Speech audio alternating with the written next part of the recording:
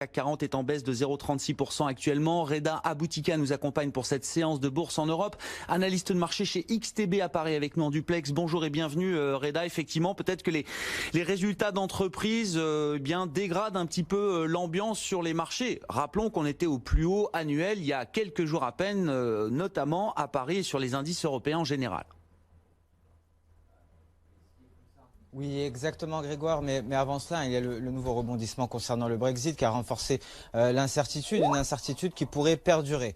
Alors en Europe, en France notamment, le CAC 40 ne parvient pas à s'affranchir de sa résistance à 5635 points et pourrait évoluer à la baisse en direction de son seuil psychologique à 5600 points. Ce qui pourrait permettre aux acheteurs de prendre la main avec pour ligne de mire les 5675. Si cette résistance à 5675 est franchie, le CAC 40 pourrait se diriger à nouveau vers ses récents sommets aux alentours des 5725. Alors en revanche, si le seuil psychologique des 5600 est franchi, on pourra aller tester les 5460, ce qui pourrait remettre en cause la tendance de fond qui reste actuellement haussière. Mais effectivement, aujourd'hui, ce sont pas moins de 26 entreprises françaises qui publient leurs résultats, notamment PSA qui gagne plus de 2,5% après avoir publié un chiffre d'affaires au troisième trimestre en hausse de 1%, mais également un Carrefour qui a dégagé un chiffre d'affaires de près de 20 milliards d'euros grâce à ses activités, notamment en Espagne et en Amérique latine.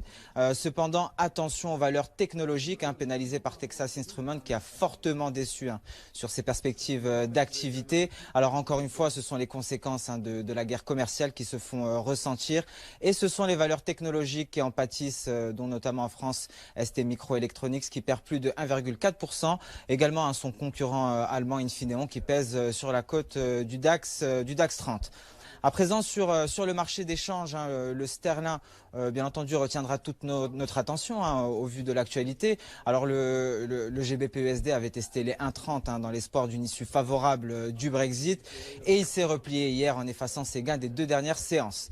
Alors, pour l'heure, le GBP-USD est relativement stable. Il se situe non loin de son support journalier à 1,2840 et pourrait revisiter les 1,30 $ si la menace d'un Brexit sans accord est écartée, ce qui devrait être le cas si un délai est accordé par les 27 membres de l'Union européenne ou même si une extension technique est accordée, ce qui permettrait aux parlementaires d'étudier dans le détail l'accord proposé par Boris Johnson, ce qui pourrait leur permettre d'évaluer les conséquences sur l'économie britannique. Merci beaucoup Reda, on vous retrouve à la clôture tout à l'heure. Reda Aboutika qui nous accompagne cet après-midi en duplex, analyste technique chez XTB à Paris. Les résultats d'entreprise à la une puisque...